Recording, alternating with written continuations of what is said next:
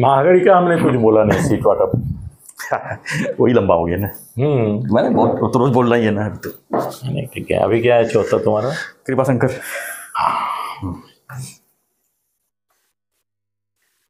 नमस्कार, वंदे मातरम। मैं हूं श्यामगिरी। आप देख रहे हैं हमारा चैनल मुद्दा भारत का।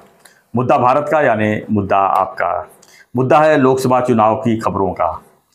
जी हाँ, लोकसभा चुनाव की खबरों की बात करें तो भाजपा ने जो है अपने 195 उम्मीदवारों की सूची जाहिर की, लेकिन उसमें जो है आगे आगे बहुत सी कहानियां सामने आ रही हैं। कुछ लोग जो है अपनी उम्मीदवारी वापस कर रहे हैं, कुछ लोगों को एक स्टेट से दूसरे स्टेट भेजा जा रहा है। जैसे कृपा शंकर सिंह जी, उन्हें जो है महाराष्ट्र के नेता माना जाता था, अब जो है उनको उत्तर प्रदेश भेजा गया है। वहाँ से उनके स्थानीय जौनपुर से, उनका स्थानीय जो क्षेत्र है जौनपुर, वहाँ से उनको चुनाव लड़ाया जा रहा है। हालांकि वहाँ पर काफ़ी बड़े बड़े उम्मीदवार थे, लेकिन उनको साइड करके जो है कृपा शंकर सिंह के ऊपर जो है बीजेपी ने बड़ा भरोसा किया है।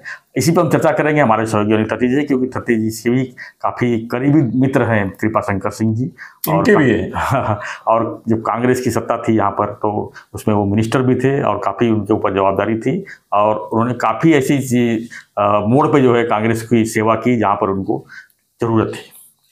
सर, क्या लगता है आपको कृपा जी का जो है महाराष्ट्र से उत्तर प्रदेश भेजना और वहाँ पर लोकसभा में चुनाव में लड़ना, और क्या आप देख रहे हैं उनके आगे? तो पहली बात आगे और पीछे पहली बात तो ये है जी कि पिछले 5 साल से जब से आदित्यनाथ आए हैं जी, आदित्यनाथ तो अभी दूसरी बार आ गए ना, तो 5 साल से 6-7 साल से कृपा शंकर महाराष्ट्र से गायब ही थे जी। आपको भी मालूम है, मुझे भी मालूम है। हम जब भी फोन करते थे, वो फोन तो अपना उठाते हैं, तो वो बोलते कि अनिल जी मैं लखनऊ में हूँ, अनिल जी मैं यहाँ पे हूँ। मगर उनका या तो दिल्ली लखनऊ यहीं पे रहते थे, और अभी यहाँ पे आते थे तो मैं मौका पकड़ के जाता था कि गप्पा मारने आता हूँ, तो जाता था। तो सर ऐसा होता था कि अगर मैं 1 घंटा उनके साथ गप्पा मारने के लिए बैठूंगा तो उसमें से पौना घंटा उनका फोन बजता था। हर एक फोन ऊपर यूपी से आता था, या तो आदित्यनाथ के सेक्रेटरी का आएगा, या किसका आएगा, उसका आएगा। दुनिया भर के फोन यूपी से ही आते थे उनको। और उसी समय उन्होंने मुझे बताया था कि अनिल जी, महाराष्ट्र ने मेरे ऊपर बहुत अन्याय किया, मुझे बहुत बदनाम किया, और महाराष्ट्र के यहाँ के नेता मेरा इतना द्वेष किए, सभी शिवसेना से लेके सभी पार्टी के लोगों ने इतना मेरा द्वेष किया कि अभी महाराष्ट्र में मेरा कोई करियर नहीं है, और मैं आदित्यनाथ जी के बहुत करीब पहुंच चुका हूं।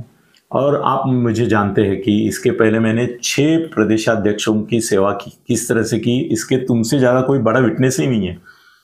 और मुख्यमंत्रियों के साथ भी मैं रहा, सबको अपना योगदान जो देना चाहिए था वो मैंने दिया। दिल्ली के भी लोगों से मैंने अच्छा रिश्ता रखा। पब्लिक रिलेशन, लाइजनिंग में तुम ही हमेशा लिखते रहे कि मेरे जैसा कोई नहीं है, और यहाँ के लोगों की मेरी कदर नहीं है। इन्होंने मुझे बदनाम करने पे ही, और ये इसको खत्म करना है करके ही राजनीति की, और कांग्रेस वालों ने ही बीजेपी वालों को हाथ में लेकर मेरे खिलाफ मुहिम चलाई। तो बोले अभी मेरा दिल नहीं लगता है महाराष्ट्र में। तो मैं बोला फिर आप राज्यसभा जाएंगे ऐसा लगता है मुझे। वो बोले राज्यसभा से मुझे लगता है कि मैं लोकसभा में जाऊंगा। मैं बोला लोकसभा यूपी से लड़ेंगे? वो बोले मैं वहाँ का ही हूँ, जौनपुर का ही हूँ, और तुम जानते हो कि जब मैं यहाँ भी था तो हफ्ते में 2 दिन मेरे जौनपुर और वो यूपी में ही जाते थे। तो बोले अनिल, एक सीक्रेट बात बताता हूँ कि आदित्यनाथ के इतना मैं करीब हूँ कि ऐसा समझो कि उनके सब जो महत्वपूर्ण काम रहते हैं, ये रहते हैं, उसमें मैं उनका साथ देता हूँ, हाथ बटाता हूँ, सहयोग करता हूँ। असल में ऐसा कि दिल्ली में उनका जो लॉबिंग है पूरा, उसका भी मैं सूत्रधार हूँ। यहाँ तक पहुँच गए थे वो। और मैं देखता था chief secretary of the UP का उनको फोन आता था, वो बात करते हाँ अमुक साहब बोलिए, तो अमुक साहब, और अपने को कुतूहल रहता ना कि ये साहब है कौन। मैं बिंदास हूँ, मैं पूछता था ये कौन है, बोलते थे वहाँ के CS है। मगर सर बातों से पता चल रहा था कि आदित्यनाथ के वो इतने करीब पहुंचे, जैसे विलासराव देशमुख के जमाने में हुआ था कि वो ही डिफेक्टो चीफ मिनिस्टर बन गए थे महाराष्ट्र में। सुशील कुमार शिंदे के राज में वो ही डिफेक्टो चीफ मिनिस्टर बन गए थे। तो ऐसा हो गया कि वहाँ पे आदित्यनाथ का भरोसे का नंबर 1 आदमी कृपा शंकर पिछले 5-7 साल से थे ही। तो उनका यूपी में राज्यसभा लोकसभा जाना ठीक था, मगर उनका ये बहुत बड़ा सम्मान है कि उनको लोकसभा मिली। मतलब पब्लिक से जाएंगे। सर आज ही लिख लो, वो अगले मंत्रिमंडल में मोदी साहब के राज्य मंत्री रहेंगे। क्या बात है, बिल्कुल रहेंगे, बिल्कुल रहेंगे, इसमें कोई डाउट ही नहीं। आदित्यनाथ का पर्सनल रिप्रेजेंटेटिव करके वो दिल्ली में राज्य मंत्री बनेंगे और अच्छे डिपार्टमेंट के बनेंगे। और मैं तो सोचता हूँ कि उनको अभी नेशनल फिगर अगर बनना है तो ऐसा कोई डिपार्टमेंट मिले कि जिसकी वजह से राष्ट्र में या परराष्ट्र में कहीं भी उनका एक नाम हो जाए। सर उनकी आगे चल के बहुत बड़ी करियर अभी शुरू हो रही है और आदित्यनाथ उनके गॉडफादर है। कल अगर प्राइम मिनिस्टर ही आदित्यनाथ बन गए समझो 5-10 साल के बाद, तो ऐसा समझो कि ये डिप्टी प्राइम मिनिस्टर बिना बने बनेंगे। सर कृपाशंकर जी, आपको हमेशा हमने शुभकामनाएं दी है, धन्यवाद दिए हैं और आपने बहुत बड़े बड़े काम महाराष्ट्र में करके दिखाए जिनका मैं साक्षी हूँ। सर इन्होंने महाराष्ट्र की कांग्रेस को एकजुट रखा है। और सबसे 2 ही बातें बताता हूँ सर। जब 1990 में शरद पवार ने कांग्रेस छोड़ी और राष्ट्रवादी बनाई तो उनके गुंडे टिळक भवन में घुस रहे थे ताबा लेने के लिए, गांधी भवन और टिळक भवन। तिलक भवन जो है एनसीपी होता। हाँ। मगर कृपाशंकर ने उनके कोई सिंह थे सिक्योरिटी वाले, उनसे कम से कम 500 लोग लेके टिळक भवन को बचाया। ये एक बात हो गई।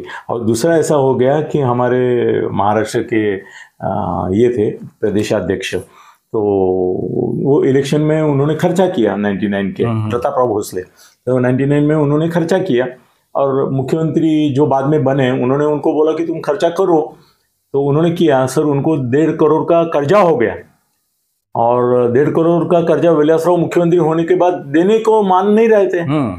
कितनी बार मैं जाके मिला उनको कि भाई इन्होंने खर्चा किया है, उसका हिसाब है, सब ये है। हाँ करेंगे करेंगे करेंगे बोल रहे थे। तो मैं उनको गुस्सा आ गया, मैं बोला आपकी बैंड बजाऊंगा।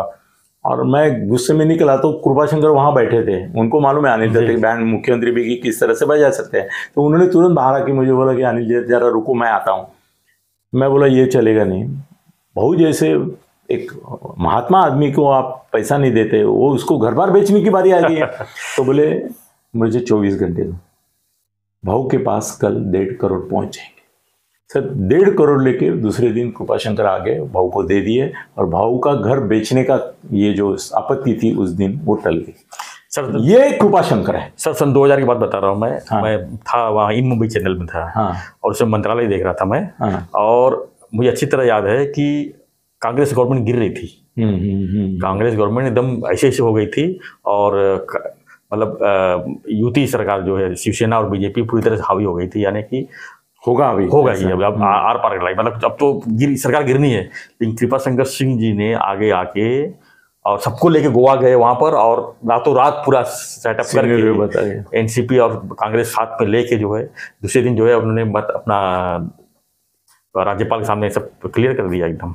नहीं। तो वो उन्होंने पूरा मतलब दाव खेला उस टाइम पर और कांग्रेस ने उनको उसका ये भी दिया उन्होंने, गृह राज्य मंत्री बनाया उनको। और क्या चाहिए उनको सर, ये क्वालिटी है उनके अंदर। एक ने तो मुझे एक दिन बोला था कि मुझे मेरे ख्याल से संजय ही बोला था कि महाराष्ट्र का पहला अगर नॉर्थ इंडियन उत्तर भारतीय कोई मुख्यमंत्री बनेगा तो ये तुम्हारा कृपाशंकर ही बनेगा। बोला हम डरते हैं उससे बहुत।